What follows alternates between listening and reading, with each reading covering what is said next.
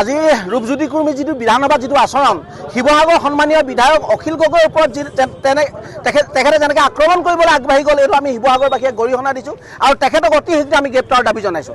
আমি শিৱসাগৰবাসীত আৰু এটা কথা তেখেতক আমি শিৱসাগৰ প্ৰৱেশ নিষিদ্ধ কৰিছোঁ। শিৱসাগৰবাসীয়ে মানে মানসিক জ্ঞান হেৰুৱাই পেলোৱা হিতাহিত জ্ঞান হেৰুৱাই পেলাই ৰূপজ্যোতি কুৰ্মী শিৱসাগৰত আৰু কোনোদিনে প্ৰৱেশ কৰিব নোৱাৰে আজি আমি ৰাইজে সিদ্ধান্ত লৈছোঁ তেওঁ যাতে কোনোদিন শিৱসাগৰত প্ৰৱেশ কৰিব নোৱাৰে তাক এটা পদক্ষেপ ল'বৰ কাৰণে আমি গ্ৰহণ কৰিছোঁ।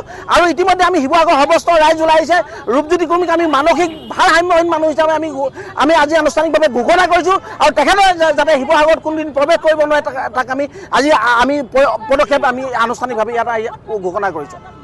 আজি সকলোৱে দেখিছে যে বিধানসভাৰ যি উত্তপ্ত পৰিস্থিতি আজি সৃষ্টি কৰিলে যি অসভ্য আচৰণ সৃষ্টি কৰিলে মৰিয়নিৰ বিধায়ক ৰূপজ্যোতি কুৰ্মীয়ে তাৰ বাবে আমি একেমুখে ধিক্কাৰ কৰি দিছোঁ। আমি শিৱসাগৰবাসী ৰাইজ আৰু শিৱসাগৰৰ যি আমি ৰাইজৰ দলৰ কৰ্মী ইয়াত আছোঁ আমি সকলোৱে একেমুখে ধিক্কাৰ দিছোঁ আৰু তেখেতৰ এনেকুৱা ধৰণৰ অসভ্যালি অভদ্ৰ যি আচৰণ কৰিলে যি নপঢ়ানুৱে অজ্ঞানী মানুহৰ দৰে যি আচৰণ কৰিলে তাৰ বাবে সদনৰ যি মৰ্যাদা তেওঁ গৰিমা লাঘৱ কৰিলে তাৰ বাবে আমি অধ্যক্ষ মহোদয় বিধানসভাৰ অধ্যক্ষ মহোদয়ক আমি অনুৰোধ জনাইছোঁ আগন্তুক যিবিলাক ছেছন আছে তেওঁক যাতে তাৰ পৰা বহিষ্কাৰ কৰে নহ'লে আমি আৰু অতিকৈ তীব্ৰভাৱে আমি আন্দোলন গঢ়ি তুলিম যাতে তেখেতে যদি আগন্তুক যিটো বিধানসভা ছেছন আছে তাত যদি উপস্থিত থাকিবলৈ পায়। গতিকে আমি আগন্তুক দিনত এই ভাৰসাম্যহীন মানসিক ভাৰসাম্য হেৰুৱা যি ৰূপজ্যোতি কুৰ্মী তেখেতক আমি শিৱসাগৰত নিষিদ্ধ কৰিম। আমি তেখেতক ইয়াত কেতিয়াও আমি হাজিৰ হ'বলৈ নিদিওঁ তাৰ বাবে আমি আগন্তুক ষ্টেপ ল'ম।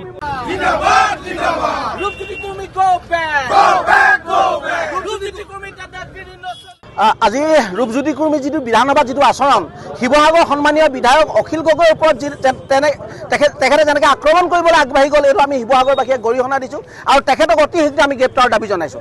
আমি শিৱসাগৰবাসীত আৰু এটা কথা তেখেতক আমি শিৱসাগৰত প্ৰৱেশ নিষিদ্ধ কৰিছোঁ। শিৱসাগৰবাসীয়ে মানে মানসিক জ্ঞান হেৰুৱাই পেলোৱা হিতাহিত জ্ঞান হেৰুৱাই পেলাই ৰূপজ্যোতি কুৰ্মী শিৱসাগৰত আৰু কোনোদিনে প্ৰৱেশ কৰিব নোৱাৰে আজি আমি ৰাইজে সিদ্ধান্ত লৈছোঁ তেওঁ যাতে কোনোদিন শিৱসাগৰত প্ৰৱেশ কৰিব নোৱাৰে তাক এটা পদক্ষেপ ল'বৰ কাৰণে আমি গ্ৰহণ কৰিছোঁ।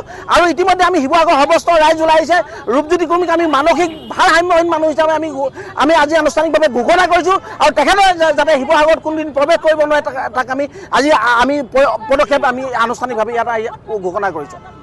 আজি সকলোৱে দেখিছে যে বিধানসভাৰ যি উত্তপ্ত পৰিস্থিতি আজি সৃষ্টি কৰিলে যি অসভ্য আচৰণ সৃষ্টি কৰিলে মৰিয়নিৰ বিধায়ক ৰূপজ্যোতি কুৰ্মীয়ে তাৰ বাবে আমি একেমুখে ধিক্কাৰ কৰি দিছোঁ। আমি শিৱসাগৰবাসী ৰাইজ আৰু শিৱসাগৰৰ যি আমি ৰাইজৰ দলৰ কৰ্মী ইয়াত আছোঁ আমি সকলোৱে একেমুখে ধিক্কাৰ দিছোঁ আৰু তেখেতৰ এনেকুৱা ধৰণৰ অসভ্যালি অভদ্ৰ যি আচৰণ কৰিলে যি নপঢ়ানুৱে অজ্ঞানী মানুহৰ দৰে যি আচৰণ কৰিলে তাৰ বাবে সদনৰ যি মৰ্যাদা তেওঁ গৰিমা লাঘৱ কৰিলে তাৰ বাবে আমি অধ্যক্ষ মহোদয় বিধানসভাৰ অধ্যক্ষ মহোদয়ক আমি অনুৰোধ জনাইছোঁ আগন্তুক যিবিলাক ছেছন আছে তেওঁক যাতে তাৰ পৰা বহিষ্কাৰ কৰে নহ'লে আমি আৰু অতিকৈ তীব্ৰভাৱে আমি আন্দোলন গঢ়ি তুলিম যাতে তেখেতে যদি আগন্তুক যিটো বিধানসভা ছেছন আছে তাত যদি উপস্থিত থাকিবলৈ পায়। গতিকে আমি আগন্তুক দিনত এই ভাৰসাম্যহীন মানসিক ভাৰসাম্য হেৰুৱা যি ৰূপজ্যোতি কুৰ্মী তেখেতক আমি শিৱসাগৰত নিষিদ্ধ কৰিম। আমি তেখেতক ইয়াত কেতিয়াও আমি হাজিৰ হ'বলৈ নিদিওঁ তাৰ বাবে আমি আগন্তুক ষ্টেপ ল'ম।